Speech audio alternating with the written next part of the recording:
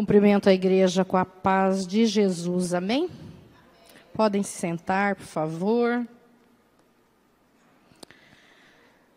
Para mim é uma honra, um privilégio sempre que eu estou nesse púlpito, porque mais eu aprendo do que eu ensino. Porque quando nós temos a responsabilidade de levar a palavra de Deus, nós temos que fazê-lo com seriedade, mergulhar, pesquisar, estudar. E a gente aprende muito, porque pesquisamos bastante. E eu, ontem, soube que eu ia pregar, e eu falei, e agora? O que eu vou falar sobre avivamento? Tem tanta coisa, porque a Bíblia é um avivamento puro. E, conversando com o Sandro, eu falei, eu vou falar sobre a parábola dos ossos secos. Essa parábola fala muito comigo, porque eu, quando fiz a primeira cirurgia infrutífera, morava no prédio ali em frente da praça, e tinha uma pessoa, uma mulher, que inclusive é das Déboras, que sempre deixava um folheto ali.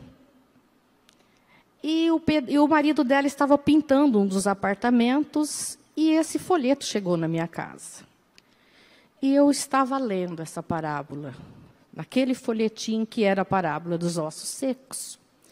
Nisso toca o telefone, e uma grande amiga minha, a Selma, lá da Jeito de Vestir, falou para mim, Rose, eu estou aqui lendo e pensando nos seus ossos, no osso do seu pé. Parábola dos ossos secos.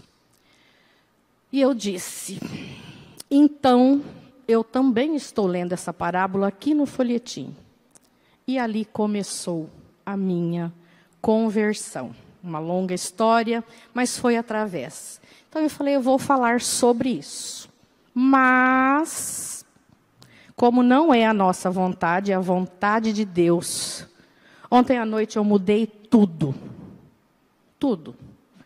E não sei porquê, aliás, a gente sabe o porquê, mas Deus me levou a falar sobre...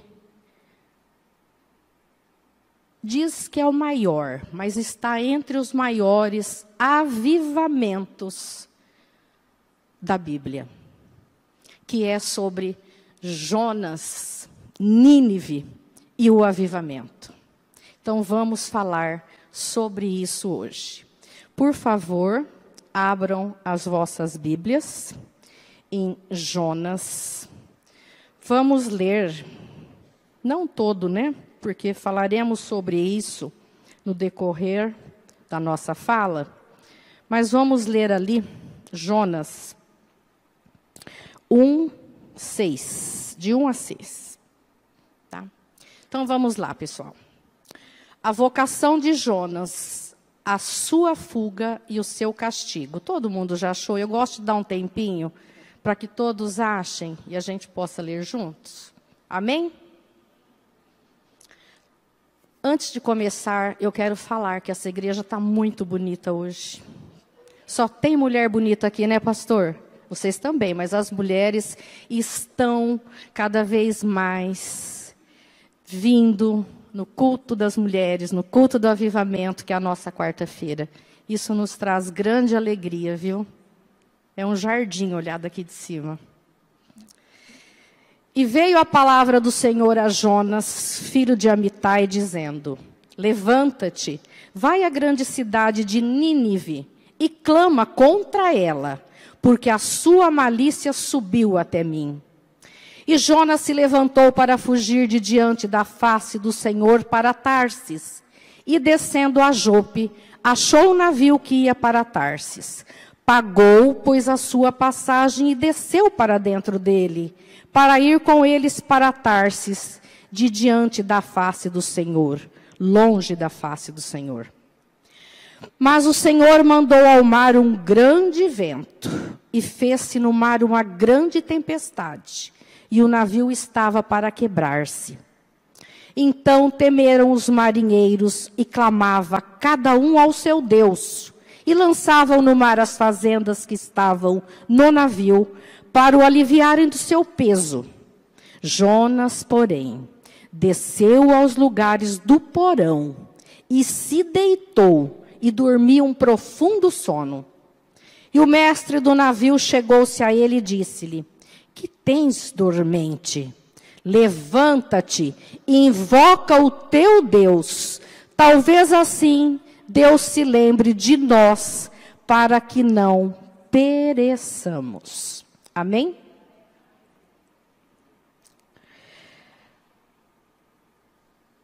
Então, pessoal, o que é, uma breve introdução, o avivamento? Avivamento é o ato de avivar, de tornar vivo, ativo, intenso e despertado. Ele consiste no reforço da fé em Deus pelos cristãos. Ô, pastor, obrigada, querido. Então, nós temos como exemplo, vários exemplos, né? A descida do Espírito Santo, lá em Pentecostes, o evangelho anunciado a Samaria, isso tudo no livro de Atos. No entanto, as Escrituras narram o único relato de uma cidade inteira que foi avivada, que se converteu, que se rendeu completamente a Deus, desde o rei ao seu servo mais humilde. E isto só foi possível, igreja, porque o seu povo, ele se arrependeu dos seus maus caminhos ao serem exortados por Jonas. E assim, nós podemos dizer que Nínive foi realmente completamente avivada, no sentido mesmo da palavra. E Jonas, ele está entre os personagens mais conhecidos da Bíblia, né? Até quem não lê, quem não estuda a Bíblia, já ouviu falar de Jonas e a barriga do peixe, ele lá dentro. E hoje, comentando com meu marido sobre isso, porque a gente fala assim, mas como? Como que vai viver 3, 4 dias dentro de uma barriga do peixe? Gente, tem 2 casos verídicos que aconteceu isso. Eu fui lá pesquisar. Isso tem registros norte-americanos. Ele se chama, quem quiser ver lá depois, James Bartley. Ele foi engolido por um cachalote, que foi o mesmo que foi parar na barriga ali, né? O Jonas foi parar na barriga. E ele permaneceu 36 horas na barriga desse peixe. E esse peixe, ele é dentado, porque hoje as baleias não são mais, elas têm umas cartilagens, né? Hoje elas não têm mais dente, mas esse sim. E ele ficou lá, 36 horas, né, essa pessoa.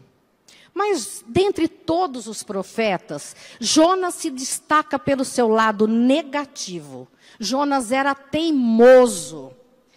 E quando Deus dá ordem para Jonas ir para Nínive, ele toma a direção contrária e vai para Tarsis, para fugir da presença do Senhor, como se isso fosse possível a qualquer ser humano, né? E nenhum profeta se mostrou tão rebelde como Jonas. De certa forma, ele tinha receio de ir para Nínive, pois a Nínive era uma imensa capital da Síria, uma mega metrópole. E era uma cidade iníqua, repleta de pecados, de idolatria. Mas o que ele não levou em conta é que o propósito de Deus alcança todas as pessoas em todos os lugares, sem preferência, sem discriminação, sem raça, porque Deus é um Pai bondoso e deseja que toda a sua criação siga o caminho da vida, que leva o seu nome. Nós somos criaturas perfeitas aos olhos de Deus, assim Ele nos vê. Mas Jonas era muito teimoso nesse ponto. E ele tinha medo, porque ele sabia a tarefa que o aguardava lá em Nínive. Meus irmãos, e nós? Será que nós vamos continuar desobedecendo aos apelos do nosso Senhor, a nossa salvação? Ou optar livremente, ignorar a queda livre que nós vemos ao nosso redor, a queda livre moral que hoje nós vemos, que hoje nós vivemos? O que tem que acontecer para que realmente haja esse despertar espiritual, esse avivamento? Que a gente fala tanto em avivamento. O avivamento depende só de nós? O avivamento depende de um grupo? O avivamento depende do ler e viver a palavra de Deus? Nós vamos ver aqui algumas coisas. E assim como Deus preparou um grande peixe para despertar o Jonas, Ele também está preparando uma circunstância global, maior que todos nós juntos. E nós vivenciamos isso com esta pandemia, esse acontecimento global, que o mundo todo se rendeu, que o mundo todo, sem discriminação de classe social, de país, de mentes privilegiadas, todos nós fomos afetados por essa pandemia. Mas, será que estamos aprendendo alguma coisa? Será que o mundo está mudando mesmo para melhor? Mas Deus despertará aqueles que estão dormindo para os perigos iminentes do seu juízo. E no livro de Jonas, o avivamento é muito mais que estar na barriga de um peixe. É um retrato do que Deus pode realizar através dos servos que optarem, que escolherem por preparar-se para se tornar agentes do avivamento. Eu, você, todos nós somos agentes desse avivamento. E nós temos uma responsabilidade muito grande, porque nós conhecemos a palavra. Nós não somos inertes à palavra. Nós não somos nécios, ignorantes quanto à palavra de Deus. Porque muito nos foi dado e muito nos será pedido. Então, nesta mensagem, eu quero rever essa história e aplicar não, mas questionar alguns princípios para que a gente possa se preparar para viver e ser agente desse grande avivamento. Como nós estamos falando de barco, de embarcação, eu tomei como norte a bússola. Eu tracei esse paralelo com a bússola. E Deus chama pessoas para determinados lugares, para fins particulares. Deus, Espírito Santo é muito estrategista. Você não entende o porquê, para quê, por que eu estou passando por isso, por que está acontecendo isso. Mas Ele traça as estratégias, e quando nós percebemos, nós somos levados por redemoinhos que nós não entendemos, mas que lá na frente a gente vê o quanto o Espírito Santo é poderoso, o quanto o Espírito Santo age na nossa vida, e o quanto nós, por via de regra, não confiamos nele. A nossa vida lá em casa está um redemoinho. Né? Nós estamos vivendo uma situação muito difícil. Eu acho que eu comentei com algumas pessoas aqui, que a minha filha está no 5º ano de medicina, tem 2 anos, e simplesmente não prepararam o internato para esses alunos, e eles estão indo para Jaú. Brigamos, lutamos, arrumamos advogado, e antes de ontem veio a notícia que eles terão mesmo que ir, mesmo esses que têm filho. Minha filha tem 2 filhos, inclusive um com 6 anos. Então, ela está devastada e a gente junto. E ela me fala, mas como que Deus quer me afastar da minha família? E eu disse, a gente não entende agora. Mas lá na frente, nós vamos entender. Só que não tem esse entendimento da palavra que nós temos. Então, a pessoa sofre mais ainda, né? Mas eu confio que Deus está com a sua poderosa mão sobre essa situação. E que há de reverter. Enfim, a gente não sabe a estratégia, a gente não sabe o propósito. Mas que a gente tem que viver esse propósito, nós temos. E estamos aí vivendo, né? E assim, no caso de Jonas, nós encontramos Deus chamando para ir para Nínive, para pregar contra o pecado. Deus está querendo que Jonas seja esse agente de transformação, esse agente de avivamento.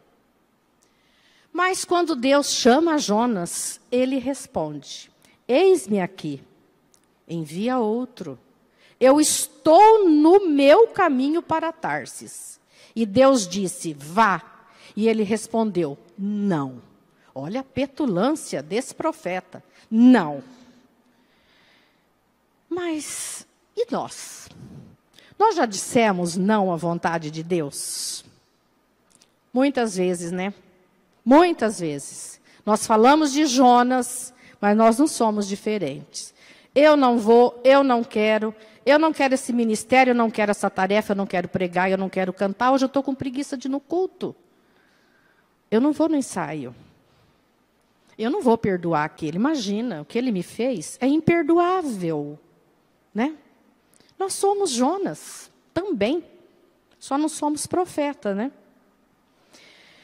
Mas é importante estar indo na direção certa, usando a palavra de Deus como bússola. E ele nos dá uma bússola pessoal. Deus nos dá uma bússola pessoal. E Deus já havia levantado outros ministérios, mas não os havia chamado para ir para Nínive. Mesmo que Amós, Abacuque, Obadias, eles eram contemporâneos de Jonas. E eram homens obedientes e capazes. Mas Deus não os comissionou para ir a Nínive. Os caminhos do Senhor são insondáveis.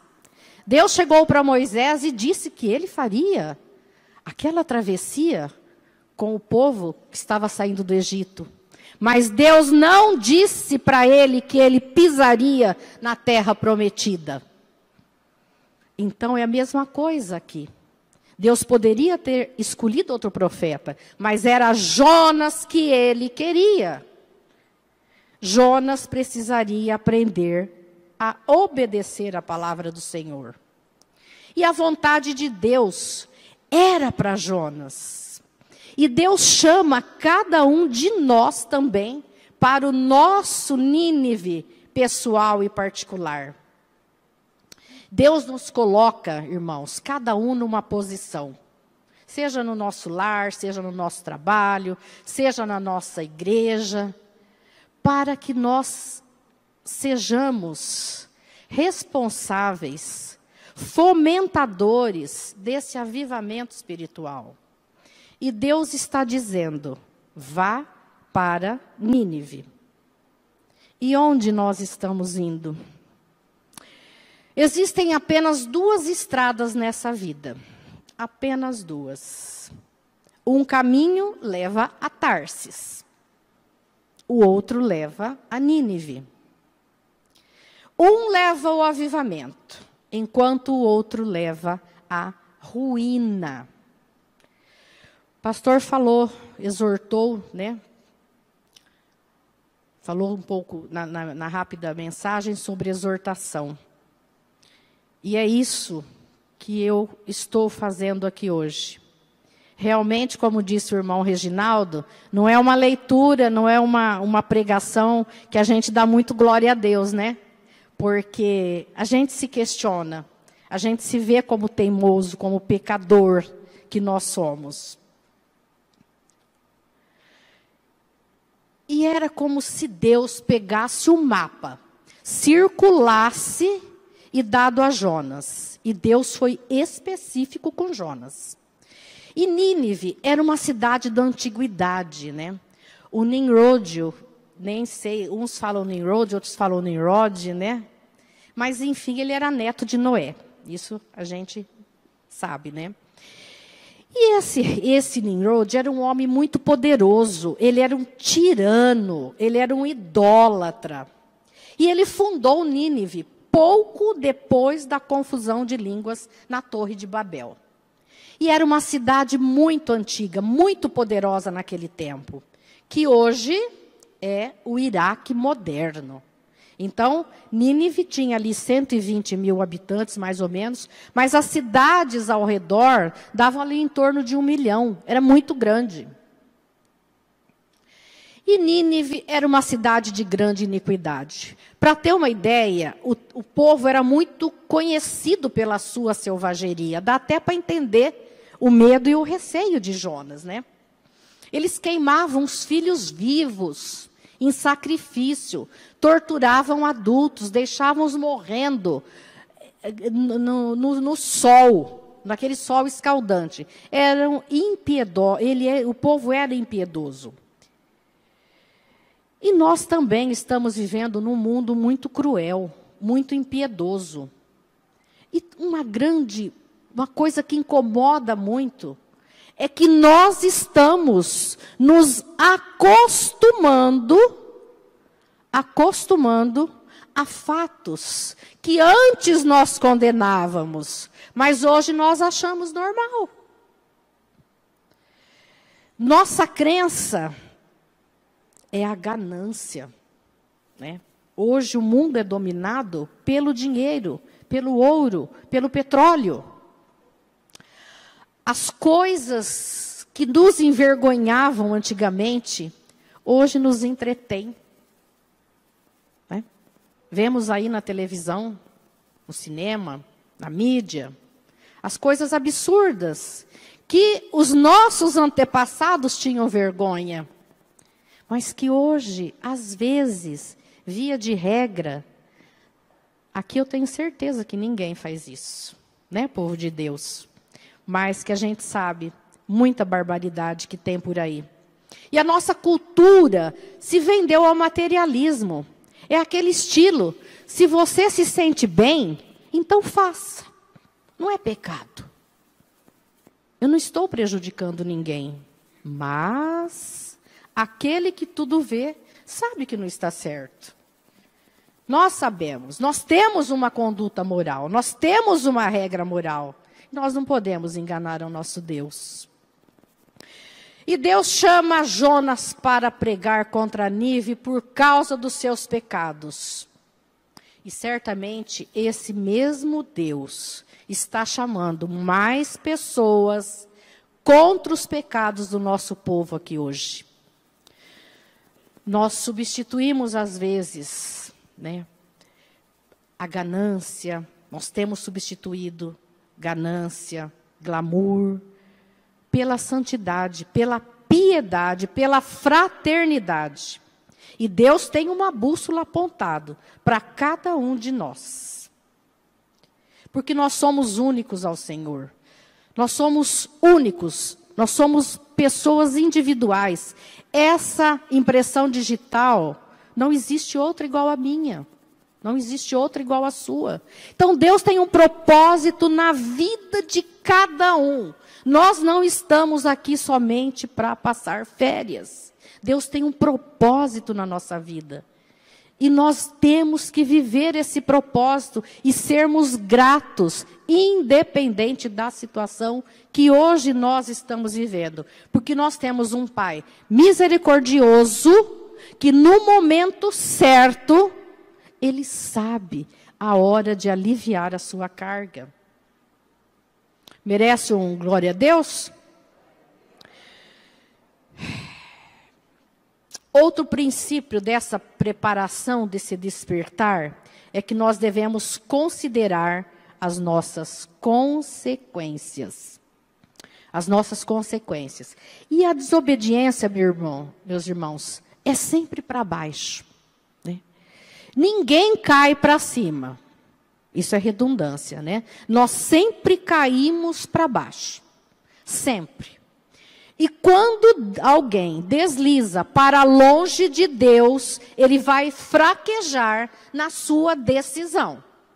Isso é líquido e certo. E a gente vê na Bíblia, nessa palavra triste que diz: mas Jonas se levantou para fugir para Tarsis. Nós poderíamos pensar que Jonas foi o homem mais desafiado, com essa responsabilidade grande. E ele se acovardou, né?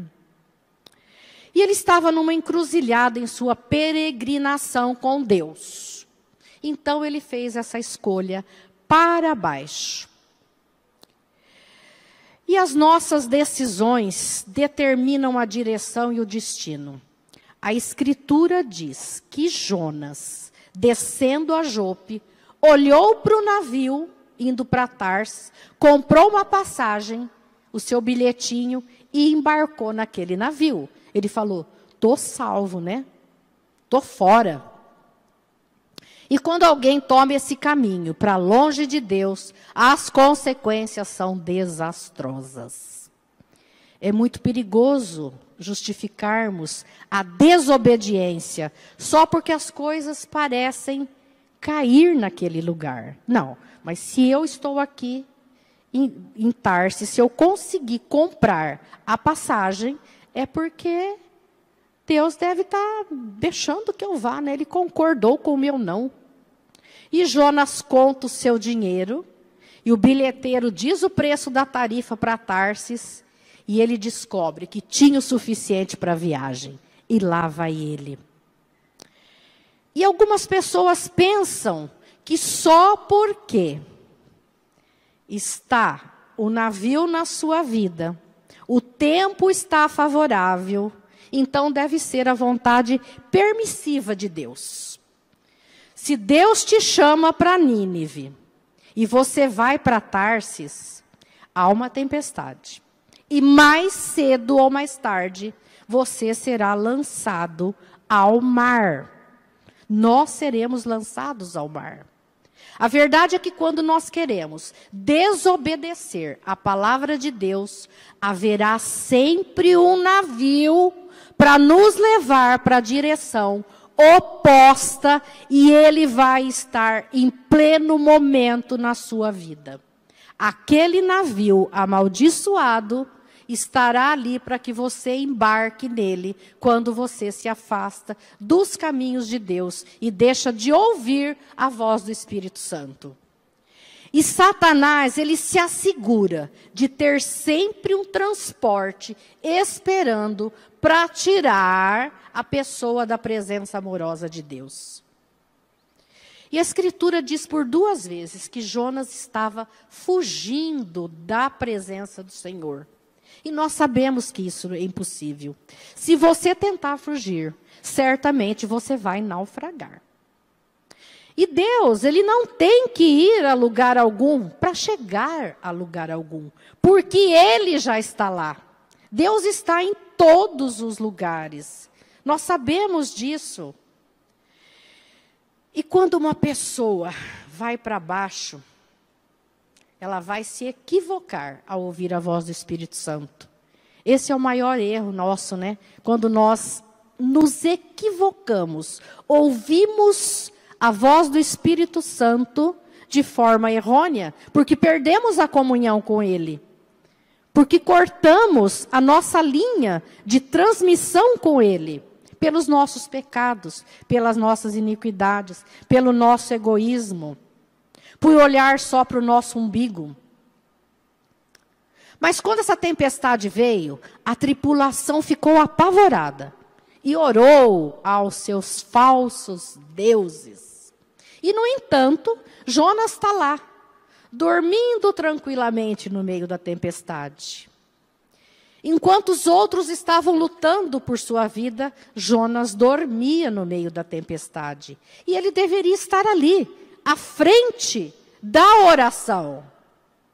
A falta de oração é uma das principais características das pessoas que passaram a dormir espiritualmente e perderam o discernimento do juízo iminente de Deus. Meus irmãos, por que nós precisamos de um despertar espiritual hoje, agora? Por quê? Porque as pessoas estão dormindo e perderam essa consciência da presença de Deus. Há um grande número de cristãos dormindo durante a tempestade. E nós parecemos estar à vontade, enquanto o nosso navio está afundando. E quando nós estamos naquele sono profundo, nós colocamos o nosso despertador para despertar. E quando ele desperta, antigamente tinha o despertador antigo, né, que tinha aquele botãozinho da soneca, a gente aperta e mais 5 minutos. E assim somos nós. Muitos vivem com a sua vida com o botão da soneca pressionado. Eles preferem dormir mais do que enfrentar os seus problemas familiares, de trabalho, de ministério, né? E por muito tempo, Deus já está soando esse alarme, esse botãozinho da soneca, e nós continuamos a dormir. E se nós não acordarmos e levantarmos, nós podemos perder a nossa vida e a nossa salvação.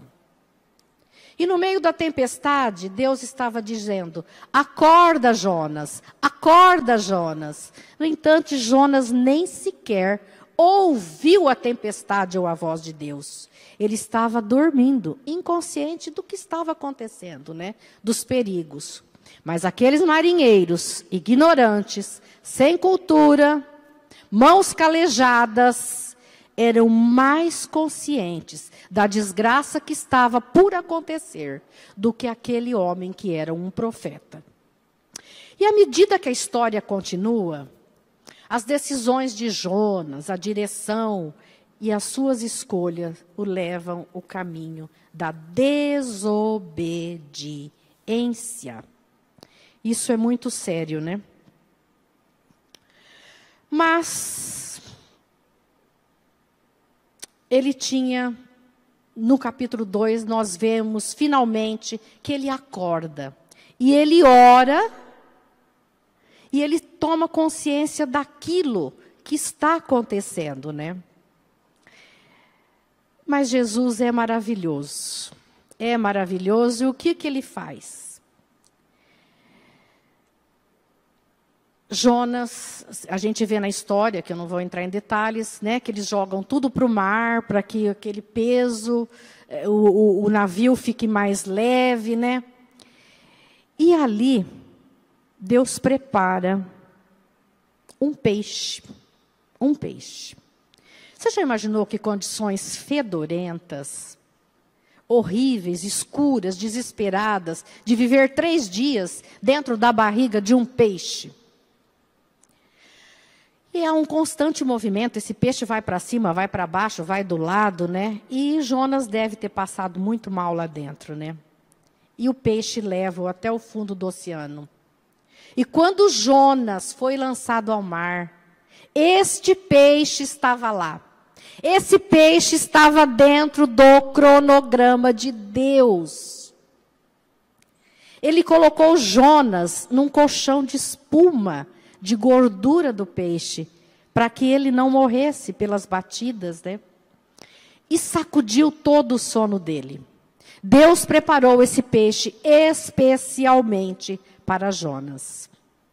E é incrível, pessoal, como nós vamos tão longe, né? Como nós escolhemos cair antes de acordar para essa presença de Deus, para o plano de Deus. E nesse capítulo 2, Jonas finalmente acorda e ora dentro da barriga do peixe. Ele tinha despertado finalmente para a presença de Deus. e pede uma segunda chance para fazer a vontade dele. Se não fosse a segunda, a terceira, a quarta, a centésima chance de fazer a vontade de Deus, muito de nós nunca tornaríamos a nossa Nínive interior. E já você reparou, quando a gente lê o livro de Jonas, que todo mundo obedeceu a Deus, exceto Jonas? O peixe obedeceu a Deus, as ondas, a tempestade, até a baboeira, né, que a gente vê que Deus coloca ali para que faça sombra sobre ele. O bicho que depois come. Todos obedeceram a Deus, menos Jonas. Levou mais tempo para que Jonas se arrependesse diante de Deus do que toda a cidade de Nínive. É interessante notar ali no capítulo 3, quando Jonas muda de ideia, o povo de Nínive também muda de ideia. E Deus muda o destino daquele povo e não envia o seu juízo, né? Quanto tempo se passará ainda para que nós também obedeçamos à vontade de Deus? Quanto tempo? E Jonas pagou a tarifa antes dele embarcar nesse navio para Tarsis. E todos nós pagamos a própria tarifa quando fugimos do Senhor. E o resto da história nos mostra que a viagem foi mais cara do que ele sempre sonhou. E nós temos duas alternativas. Já vou concluir, pessoal. Nós temos duas alternativas. Ou pagamos o preço baixo agora para um despertar espiritual, ou vamos pagar o preço inflacionário e caro de um despertamento mais tarde. Muitos acreditam que uma hora mais conveniente virá para buscarmos a face de Deus. Ah, mas tem tempo ainda, né? Aí eu sou jovem, eu vou demorar para morrer, vou ter tempo de consertar o que eu faço. Muitos pensam assim. Ou eu vou pedir perdão e Deus vai perdoar? Vai quando Ele vê que o teu coração realmente é sincero.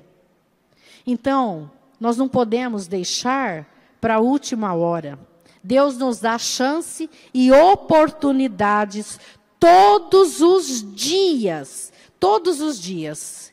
Então, vamos tomar o nosso navio a Nínive hoje, agora, né? E quem vai pagar esse preço alto se não houver um despertar espiritual em nossa geração? Olha que sério, gente. Quem que vai pagar esse preço? Serão nossos filhos, serão nossos netos.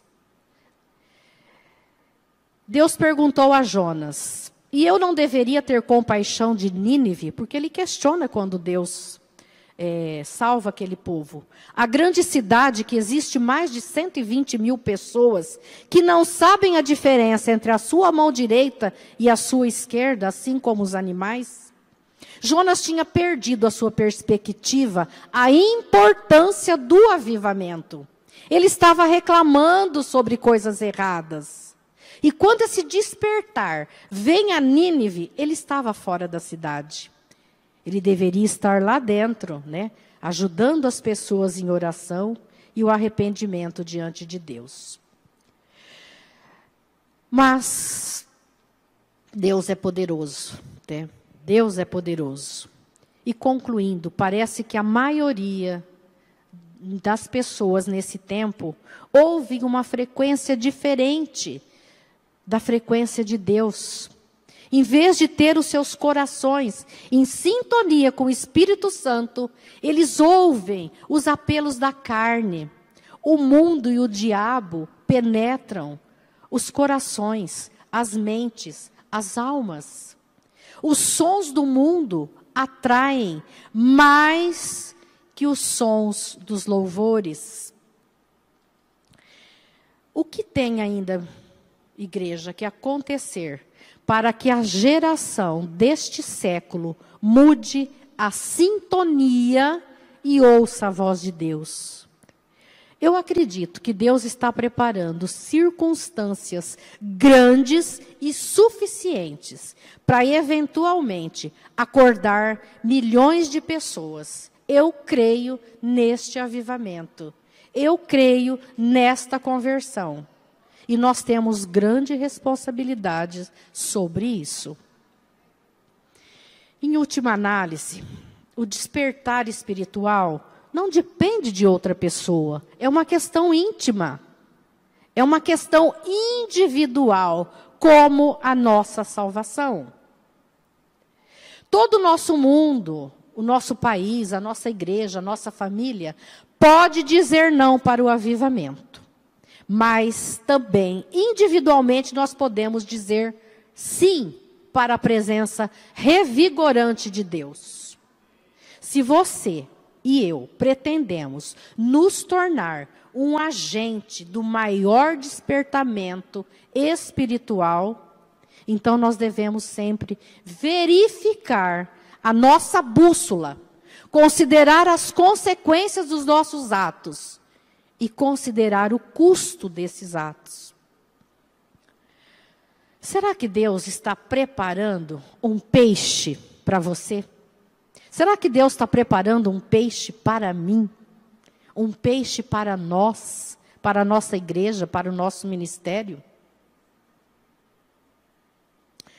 O arrependimento ocorre primeiro no coração do homem, que em seguida exorta uma cidade a fazer o mesmo, voltando-se para Deus antes que eles perecessem em suas más obras.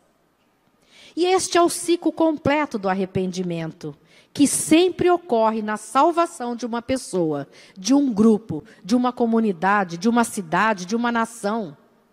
Arrependimento, confissão, mudança de atitude. Olha só, gente.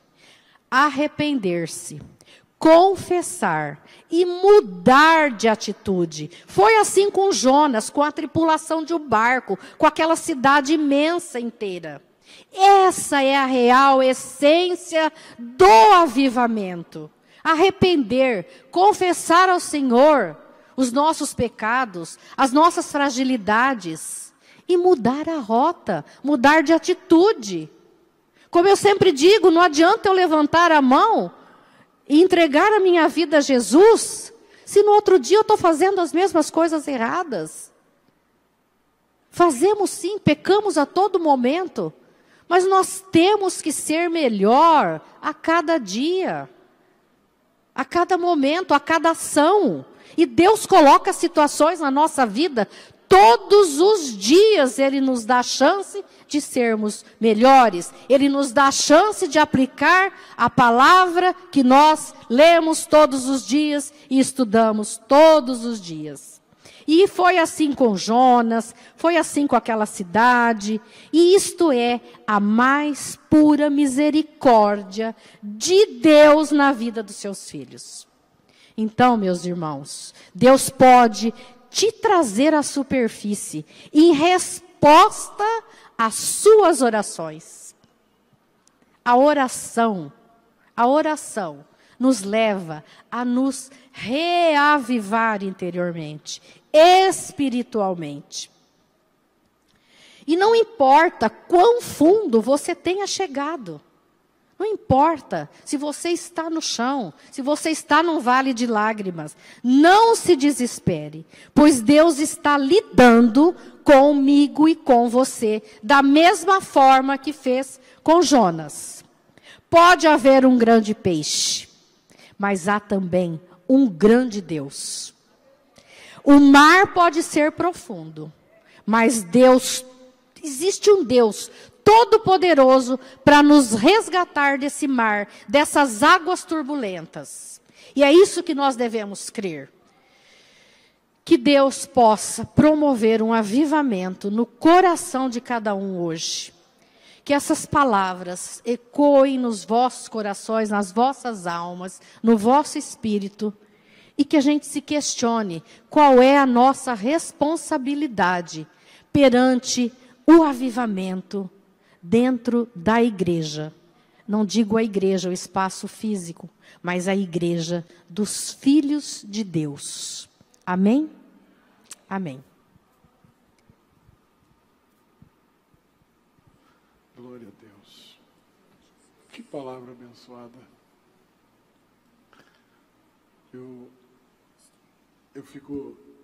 A gente fica viajando na história de Jonas, e não com Jonas, mas na história de Jonas.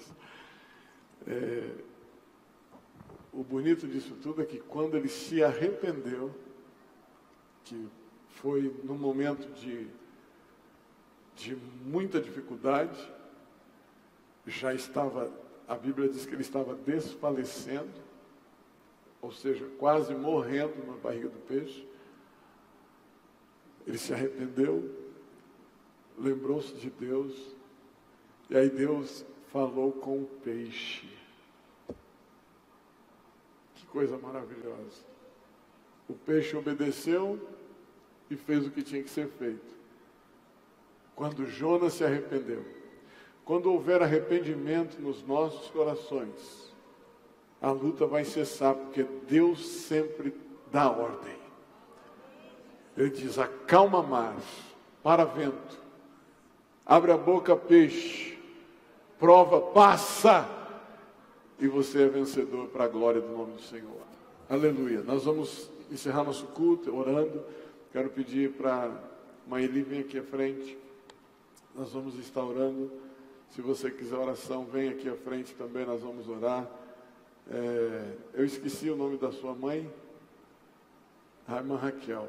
A irmã Raquel, aquele dia que nós oramos pela irmã Ângela, que eu pedi para a senhora colocar a mão sobre ela, ela teve assim uma resposta maravilhosa. Os exames que ela fez não deu nada. Glória a Deus. Não tenha medo, Maeli. Não preocupe no seu coração. Deus vai na frente. Ele está na frente. Essa batalha não é sua. Ele está trabalhando desta forma para alguns ajustes. Alguns ajustes. Deus trabalha de maneira que a gente não entende. Vamos de pé orar? Tem mais alguém que quer oração? Aleluia. Glória ao nome de Jesus.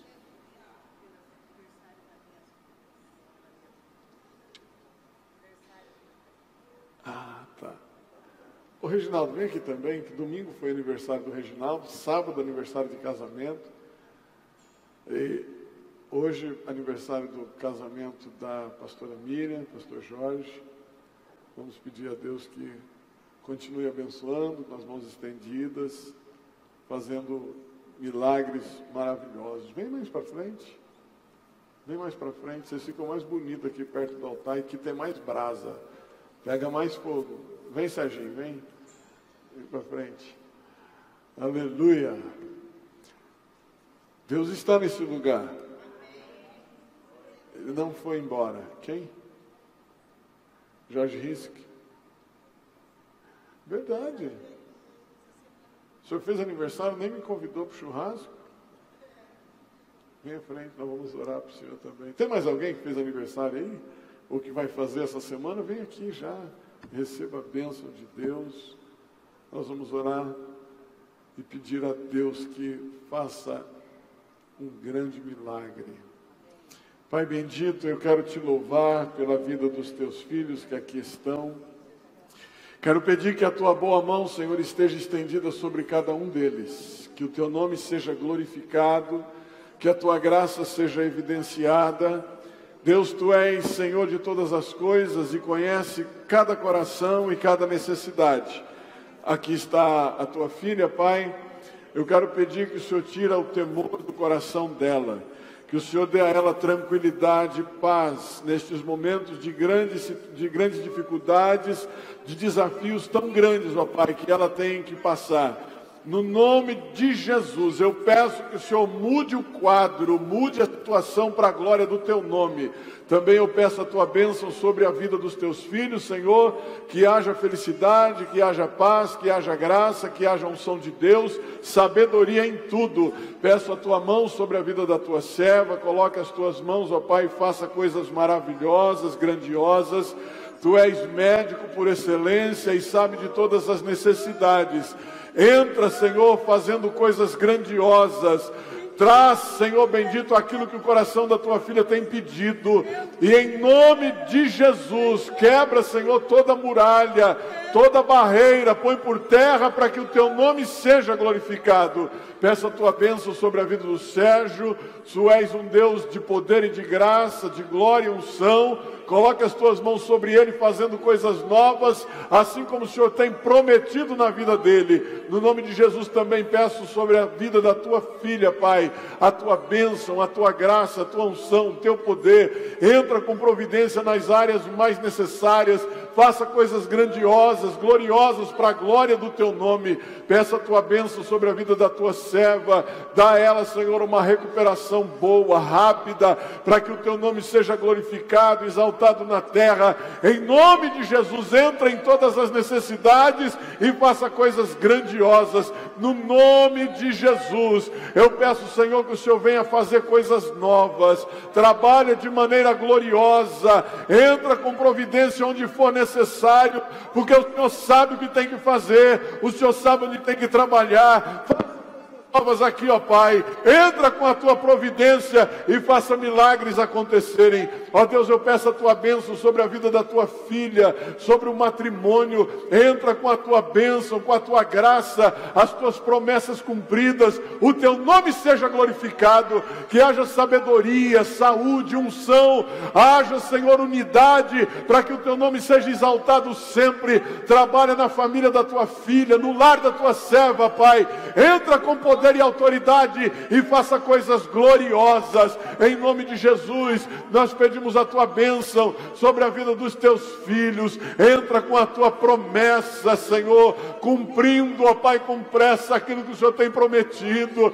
Deus, que o teu nome seja glorificado, que a tua glória seja evidenciada. Olha para o coração da tua filha, Deus, olha para o coração da tua serva, entra com a tua providência. Deus, faça um milagre lá naquele lugar, faça um milagre naquele lugar, Pai, porque tu és médico, o Senhor pode entrar com a grande providência. Faça, nós cremos, Senhor, no teu milagre, no nome de Jesus, pedimos a tua bênção e queremos te agradecer por tudo que és, por tudo que fazes, no nome de Jesus. No nome de Jesus oramos e te agradecemos. Amém, amém e amém.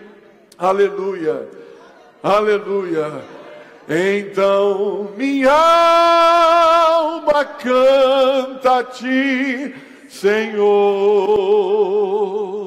Grandioso és tu, grandioso és tu. Então minha alma canta a ti, Senhor.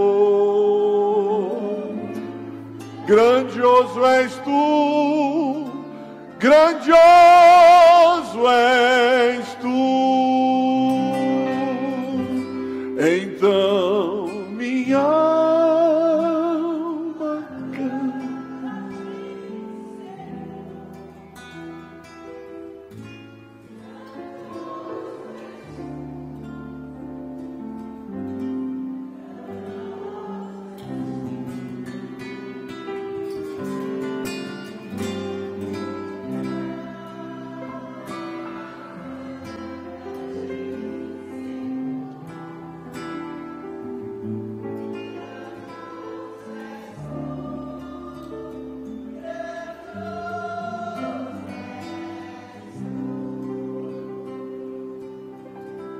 A graça de nosso Senhor e Salvador Jesus Cristo, o amor de Deus nosso Pai, a comunhão do Espírito Santo, seja com todos, não só hoje, mas para todos sempre. Que Deus possa te abençoar, que Deus possa cumprir promessas e fazer coisas maravilhosas na sua vida. Antes de você sair, sábado nós teremos a nossa reunião de obreiros. Depois da reunião, a partir das 5h30, nós teremos o jantar, que será ali na Aliança. E eu gostaria de pedir você que pode ajudar na cozinha, nos utensílios ali da cozinha, nos servir, essas coisas assim. Você que pode, no grupo das irmãs, ou agora mesmo, né? Seria melhor até agora, você ficar um pouquinho e você dizer: pastor, eu posso, estou aqui para ajudar. Se você pode, faça isso. E a igreja está dispensada em nome de Jesus. Deus abençoe.